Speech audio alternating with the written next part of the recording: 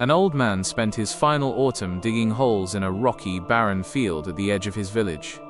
Each hole was deep, and into each one he placed a sapling of a slow-growing hardwood tree, species that took 80 years to reach maturity.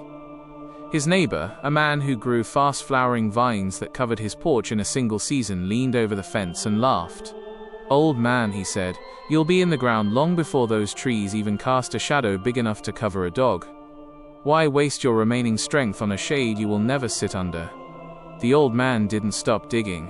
He simply wiped the sweat from his brow and said, "A man is only a builder when he starts planting for eyes that haven't opened yet."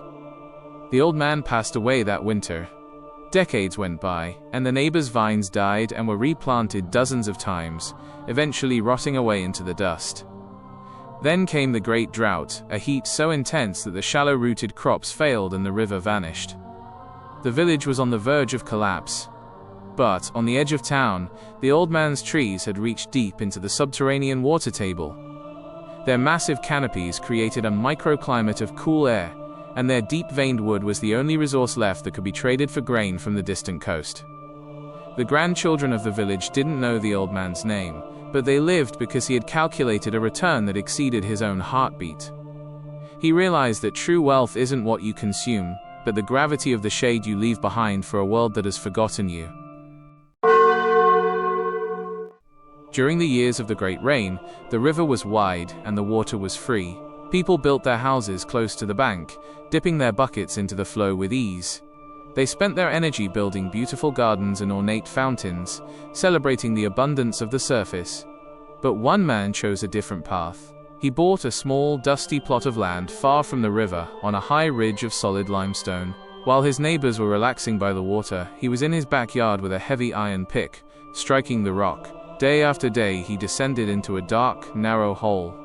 He wasn't looking for gold, he was looking for the source. The townspeople mocked him. "Why sweat in a hole when the river is right there?" they asked. The man ignored them. He kept digging until he was 30 feet down, then 50, until he finally broke through into a cold, pressurized vein of ancient water that moved through the very bones of the mountain. 3 years later, the rains stopped. The river, which everyone thought was eternal, shrank into a muddy stream and then vanished completely. The gardens withered, and the ornate fountains became dust. But on the high ridge the man's well remained full. Because he had bypassed the easy surface water and anchored his supply in the bedrock, he became the only source of life for the entire valley. He realized that a system dependent on the environment is a gamble, but a system anchored in the fundamental layers of reality is a fortress. The Keeper of the Flame sat in the center of the dark encampment. It was a brutal winter, and the wind howled through the pines, threatening to extinguish the only heat the tribe possessed. A young apprentice stood by, eager to help. The boy wanted to throw huge logs onto the fire to make the flames roar higher, believing that size was the same as strength. But the keeper held his hand back. "A great fire is easy to start but hard to sustain," the keeper whispered. "A builder does not watch the height of the flames, he watches the quality of the coals." All night, the keeper moved with clinical precision. He didn't just add wood, he selected specific pieces of dry, seasoned oak and arranged them in a pattern that allowed the air to flow perfectly through the heart of the heat. He taught the boy how to shield the embers from the sudden gusts and how to recognize the exact moment when the core was hot enough to ignite a fresh branch. When the keeper fell ill the following morning, he didn't give the boy a pile of wood. He gave him the logic of the arrangement. He showed him that the fire's survival didn't depend on the amount of fuel, but on the maintenance of the internal temperature. The boy realized that the legacy wasn't the heat itself, but the ability to reproduce it from a single spark. The flame eventually went out, as all fires do, but the boy now carried the algorithm of the fire in his mind. He understood that you don't inherit a result, you inherit the system that produces the result. On opposite sides of the great river, two rival kings began to build their monuments. The king of the east was a man of immediate spectacle. He wanted his temple to dazzle the world while he was still alive to hear the praise. He ordered his craftsmen to use cedar wood for the pillars, because it was light and easy to carve. He covered every square inch of the wood with thin, shimmering gold leaf, and encrusted the altars with rare silks and pearls. Within 3 years, his temple was a sun-bright jewel that could be seen for miles. Travelers flocked to it, gasping at the luxury. It was a masterpiece of now, a triumph of optics and ego. The king of the West, however, was a man of the mountain. He ignored the gold merchants and instead sent 10,000 laborers to the deep quarries. They spent decades cutting massive blocks of dull, grey granite stones so heavy that it took 100 oxen to move just one. There was no gold leaf, no silk, and no intricate wood carvings. For 50 years, the temple looked like nothing more than a pile of rocks. The king died before the roof was even finished, and the people of the East laughed at his wasted effort. "Your king built a tomb of shadow," they said, "while ours built a palace of light."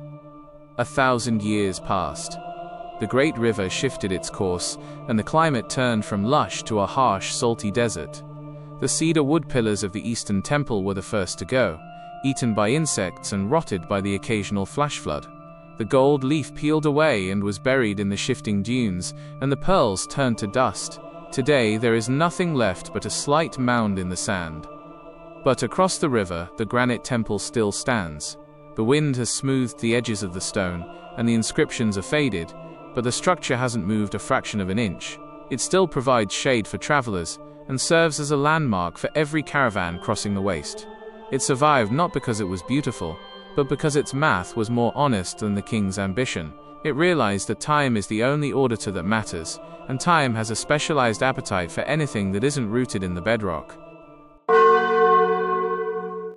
The great architect was nearing the end of his days.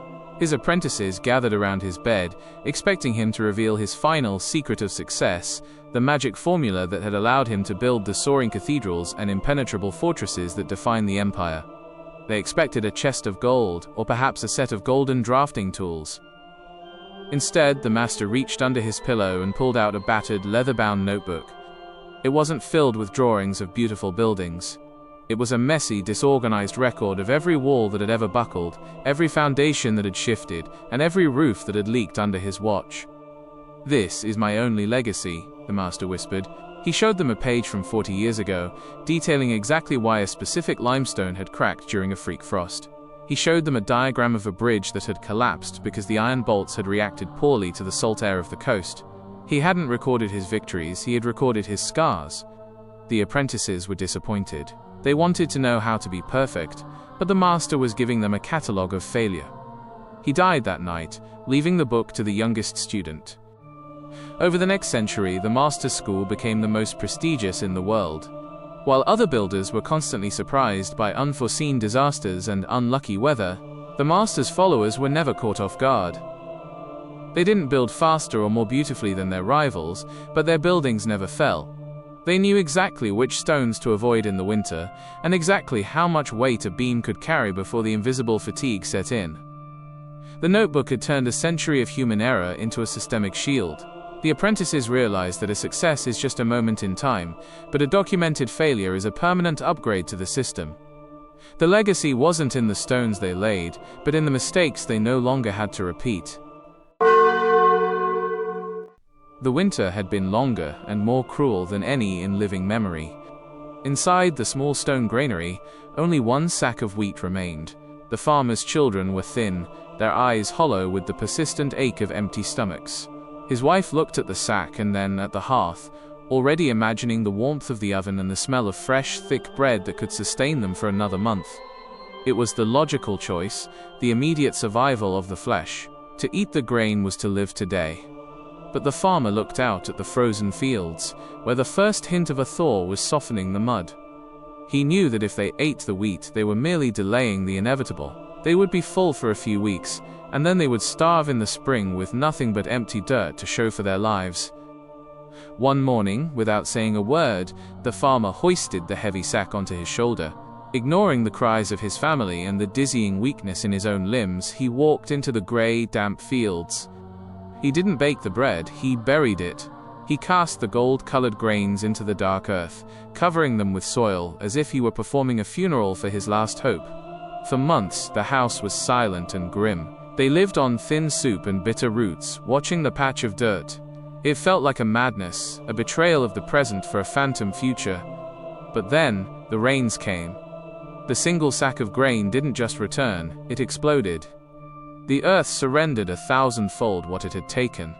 By midsummer, the horizon was a waving ocean of gold, enough to feed the entire village and fill the granaries for years to come. The farmer realized that the greatest barrier to abundance is the urge to consume the seed. He had traded a month of comfort for a lifetime of security, learning that true prosperity requires the stomach to be empty while the hands are busy planting. The valley was split by a jagged chasm 1,000 feet deep that had isolated the two halves of the kingdom for centuries. Trade was impossible, and families lived as strangers on opposite cliffs. Then, the architect arrived. He spent 7 years living in a tent at the edge of the abyss. He studied the wind, the way the frost expanded the rock, and the precise tension of the suspension cables. He didn't build a monument to his own name, he built a passage. When the final stone was laid and the last bolt was tightened, the bridge was a masterpiece of balance, so perfectly integrated into the mountain that it looked as though the cliffs had simply reached out and shaken hands. On the day of the opening, the king prepared a great festival to honor the architect. There were medals, speeches, and a plaque of bronze with his name in giant letters. But when the heralds went to find him, the tent was empty. The architect had packed his tools and vanished in the night. He didn't want the applause, and he didn't want the plaque. Years passed, then decades. The bridge became so central to the life of the valley that people forgot there had ever been a chasm. Farmers drove their carts across it without looking down. Lovers met at the center to watch the sunset, and merchants calculated their profits while walking over the abyss. No one mentioned the architect. His name was lost to the wind, and the bronze plaque was eventually covered by moss. This was his final triumph. He realized that a flawed system requires a famous caretaker to keep it running, but a perfect system becomes part of the landscape. By becoming invisible, he had achieved a form of immortality that no statue could provide. He didn't leave a name. He left a reality that functioned so well, it no longer needed a creator to justify its existence.